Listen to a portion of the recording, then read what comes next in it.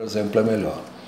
Os cristãos somos bons cidadãos. Os apologistas não cessam de proclamar sua lealdade ao Estado, seguindo o que diz a carta aos Romanos em 13:1-7 e a primeira carta a Pedro 2:13. Ainda que não considere o imperador como divino, no entanto, o obedece e reza por ele.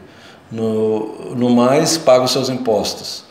E se não aceitava formar parte da magistratura e do exército, era porque tarde ou longamente estaria em contradição com o Evangelho, dado que estavam obrigados a participar em cerimônias idólatras e exercer a violência.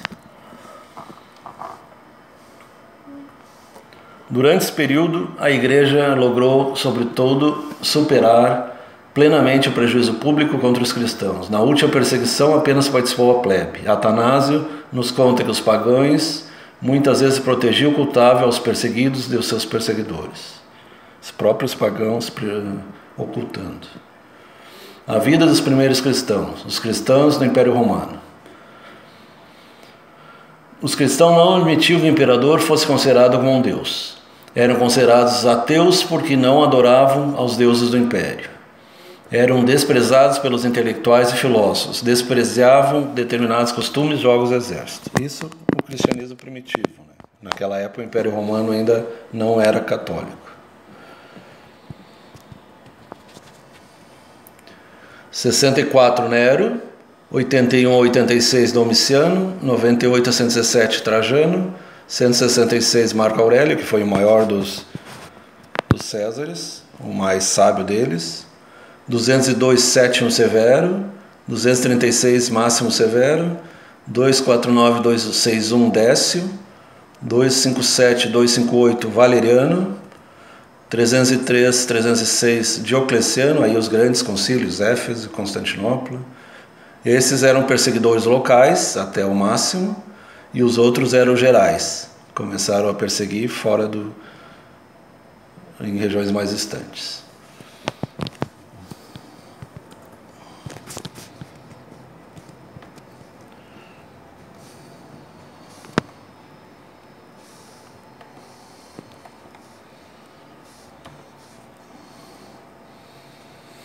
Dez frases de filósofos gregos.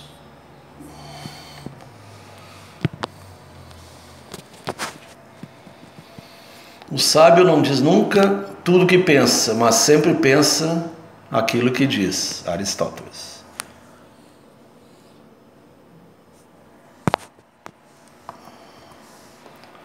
Há homens que trabalham como se fossem viver eternamente. Demócrito. Lembramos que Demócrito era materialista. Criador do atomismo junto com Leucipo. O sábio é a meta da alma humana, a sabedoria, né? E à medida que se avança seus conhecimentos, vai se alejando por sua vez o horizonte do desconhecido. Heráclito de Éfeso. Os jovens de hoje não parecem ter respeito algum por o passado, nem esperança alguma para o porvir. Hipócrates, pai da medicina. Reflexiona com lentitude, mas executa rapidamente suas decisões. Isócrates.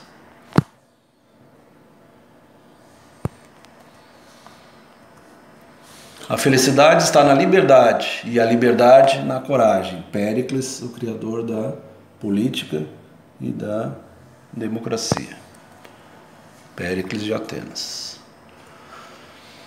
Escuta, será sábio. O começo da sabedoria é o silêncio. O grande Pitágoras. Falava muito na matemática, na geometria sagrada.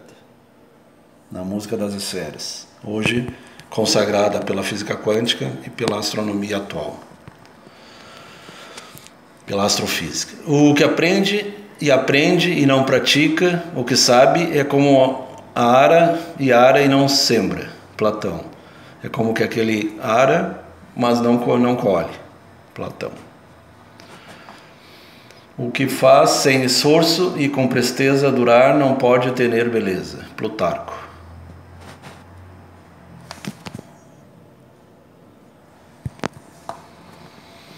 Só é inútil o conhecimento que não faz melhores, não nos faz melhores. Sócrates. Aliás, melhor, só é útil o conhecimento que nos faz melhores e inútil o conhecimento que não nos faz melhores. Espero que as Cristina de la Fuente. São pequenos trabalhos dos amigos lá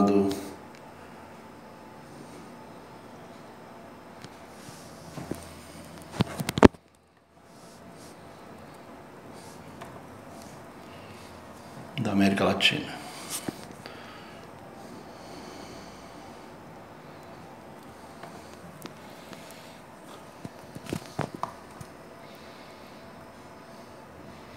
Sinais gnósticos.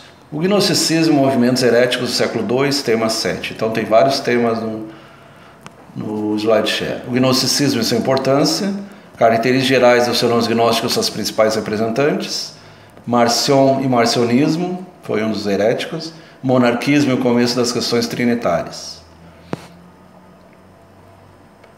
O gnosticismo e sua importância. Tem origens remotas, aparece com o sincretismo, consequência das conquistas de Alexandre Magno, então juntando conhecimentos profanos com conhecimentos religiosos, 334 a 324 a.C., e logo de Roma e da mescla dos mundos, o oriental e o grego.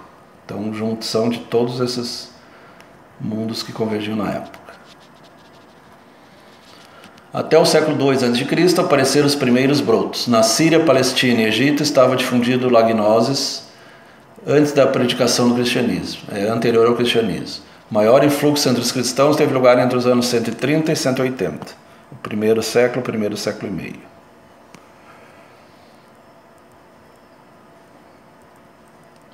Em substância, o gnosticismo, a crença que o conhecimento dos mistérios sobre Deus, sobre o mundo, sobre o homem, sobre a história é reservado a uma elite. Esse que foi o grande erro do gnosticismo. Alguns aditam que a história do Ocidente é a história dos intentos, das intenções da mentalidade gnóstica de desterrar o cristianismo e corrompendo desde dentro. Pedro e Simão Mago. Simão Mago praticava magia. Os expoentes principais han sido Simão Mago, os gnósticos do século II, os cátaros e albigenses da Idade Média, porque apesar de serem simples vegetarianos, eles eram maniqueístas, acreditavam no Deus do bem e Deus do mal, como Manu e Maniqueu, e certos filhos do Renascimento, e Apolônio de Tiana era um deles também. Certo romantismo, idealismo, as ideias foram usadas infelizmente no nazifascismo, no nazismo e no fascismo, no marxismo, no leninismo, no ocultismo, esoterismo e cultura pós-moderna. Blavatsky, Teosofia e alguns movimentos, Aurora Doreada, tem vários movimentos que ainda tem hoje em dia que foram influenciados por essas filosofias.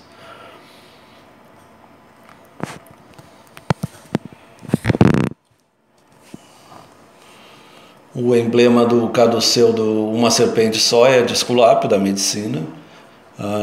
Originalmente a serpente era sabedoria e curiosidade, tanto que Jesus usa a imagem da serpente como a criatividade, como a busca do conhecimento, depois que ela foi passada por um simbolismo maligno. Os contrastes em cristianismo e gnosticismo são bem claros.